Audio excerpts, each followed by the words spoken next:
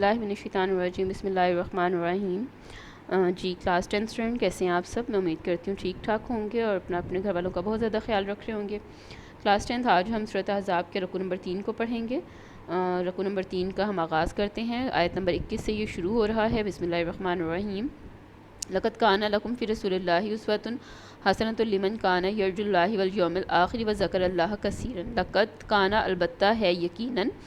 لکم تمہارے لیے، فی میں رسول اللہ اللہ کا رسول، اسوۃً مثال، حسنۃً بہترین، لمن اس کے لیے جو کانا یرجو امید رکھتا ہے اللہ پر، والیوم الآخر روز آخرت پر،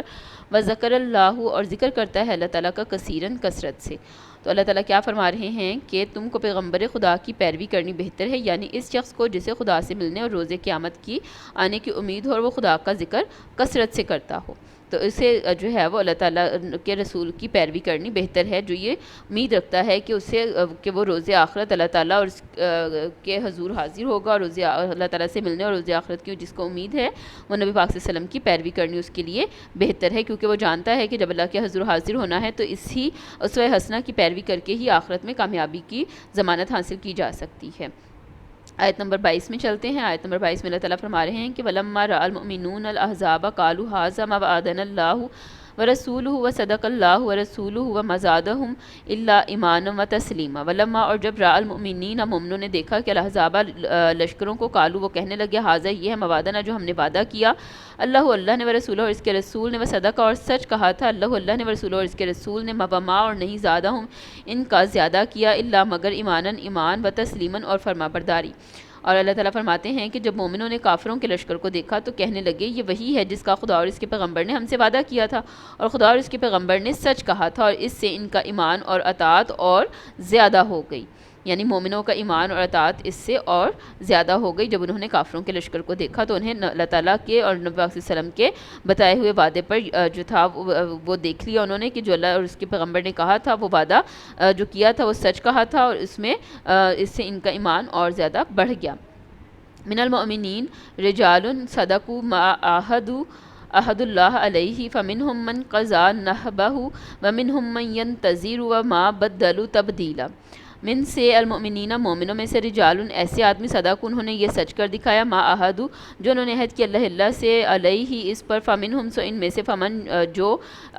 قضا پورا ہو چکا، نحبہ نظر اپنی، ومنہم اور ان میں سے، من جو ینتظر کا انتظار میں، وما بدلوا اور انہوں نے تبدیلی نہیں کی، تبدیلاً کچھ بھی۔ من المؤمنین رجال صدقوا ما عاہدوا اللہ علیہ، اور مومنوں میں کتنے ہی ایسے ہیں جو اقرار انہوں نے خدا سے کیا، اس کو سچ کر دکھایا۔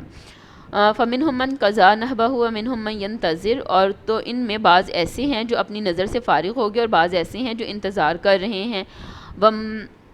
ما بدلوا تبدیلاً، اور انہوں نے اپنے قول کو ذرا بھی نہیں بدلا ہے۔ اگلی آیت میں فرماتے ہیں اللہ تعالیٰ کے لیے، جزی اللہ صادقین بصدقہم ویعذب المنافقین ان شاء او یتوب علیہم ان اللہ کان غفور رحیم۔ لیجزی تاکہ جزا دے اللہ صادقین سچے لوگوں کو، بصدقہم ان کی سچائی کی، ویعذب اور عذاب دے المنافقین منافقوں کو، ان شاء اگر وہ چاہے، او یتوب علیہم ان کی توبہ قبول کرے، ان اللہ بے شک اللہ کان غفور رحیم بخشنے والا مہربان ہے۔ اللہ تعالیٰ فرماتے ہیں کہ تاکہ خدا سچوں کو ان کی سچائی کا بدلہ دے، اور منافقوں کو چاہے تو عذاب دے اور چاہے تو ان پر مہربانی کرے، کہ بے شک خدا بخشنے والا مہربان ہے۔ آیت نمبر 25 میں اللہ تعالیٰ فرماتے ہیں کہ وَرَدَّ اللَّهُ الَّذِينَ كَفَرُوا بِغَيْظِهِمْ لَمْ يَنَالُوا خَيْرًا وَكَفَى اللَّهُ الْمُؤْمِنِينَ القتال وَكَانَ اللَّهُ قَوِيًّا عَزِيزًا۔ وَرَدَّ اور لوٹا دیا اللہ نے، الَّذِينَ جو کفر کیا، بِغَیظِہِم ان کے غصے میں بھرے ہوئے، لم ینالو انہوں نے نہ پائی، خیرن کوئی بھلائی، وکفا اور کافی اللہ مومنین مومنوں کے لیے، القتال جنگ میں، وکانا اور ہے اللہ قویًا توانا، عزیزاً غالب۔ تو اللہ تعالیٰ فرماتے ہیں کہ اور جو کافر تھے ان کو خدا نے پھیر دیا، اور وہ اپنے غصے میں بھرے ہوئے تھے، کچھ بھلائی حاصل نہ کر سکے، اور خدا مومنوں کو لڑائی کے بارے میں کافی ہوا، تو خدا طاقتور اور زبردست ہے۔ تو لہٰذا اللہ تعالیٰ نے کفار کو ان کا انجام بتایا کہ جو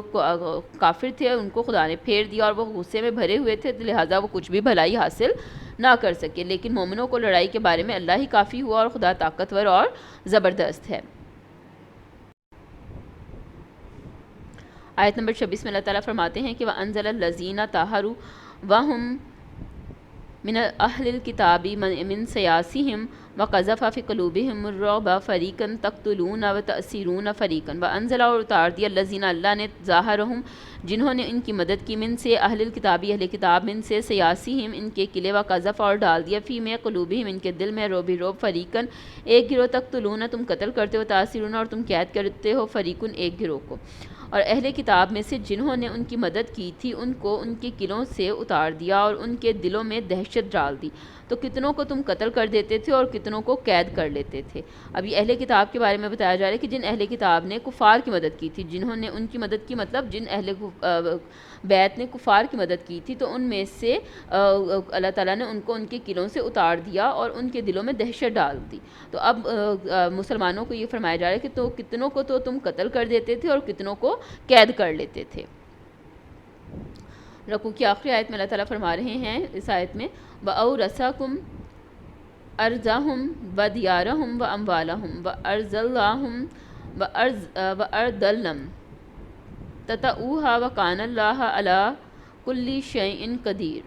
وَأَوْرَثَكُمْ اور تمہیں وارث بنایا، أَرْضَهُمْ ان کی زمین، وَدِيَارِهِمْ اور ان کے گھر، وَأَمْوَالُهُمْ اور ان کے مال کا، وَأَرْضًا اور وہ زمین، لم تطئوہا تم نے وہاں قدم نہیں رکھا، وکانا اور ہے اللہ اللہ پر کل شیء قدیر ہر شے پر قدرت رکھنے والا، اور ان کی زمین اور ان کے گھروں اور ان کے مال کا اور اس زمین کا جس میں تم نے پاؤں بھی نہیں رکھا تھا تم کو وارث بنا دیا، اور خدا ہر چیز پر قدرت رکھتا ہے۔ یعنی اللہ تعالیٰ اس جنگ کے بعد کے حالات میں اللہ تعالیٰ فرما رہے ہیں کہ اللہ تعالیٰ نے ان لوگوں کی زمین، ان کے گھروں، ان کے مال کا اور اس زمین پر جس کا مسلمانوں نے بھی جس پر قدم بھی نہیں رکھا تھا اس کا وارث بنا دیا، تو لہٰذا اللہ ہر چیز پر قدرت رکھتا ہے، اور اس طرح سے مسلمانوں کا یقین اور زیادہ پختہ کرنے کے لیے آیات میں مسلمانوں کو تسلی بخش جو ہے وہ حوصلہ افزائی کی جا رہی ہے۔ رکوع نمبر 3 کے بعد انشاءاللہ تعالیٰ اگلی دفعہ ہماری جب ملاقات ہوگی تو آپ تب تک اسکول آ چکے ہوں گے۔ 15 سپٹمبر سے جیسے اسکول کھل رہے ہیں تب تک آپ لوگوں نے اپنے تینوں رکوع کو اور موضوعاتی مطالعے کے چیپٹر کو اور جو احادیث کی کروائی گئی ہیں ان کو اچھی طرح سے ریڈی رکھنا ہے، تاکہ جب آپ اسکول آئیں تو ہم فردر سلیبس کی طرف چلیں گے، اور انشاءاللہ تعالیٰ بخیر و عافیت ہم 15 سپٹمبر کو اسکول میں آپ سے ملاقات کریں گے اور اپنی اسٹڈیز کا باقاعدہ آغاز اسکول میں کریں گے۔ تب تک کے لیے مجھے اجازت دیجیے، اپنی دعا میں یاد رکھیے گا۔ میری طرف سے اللہ حافظ۔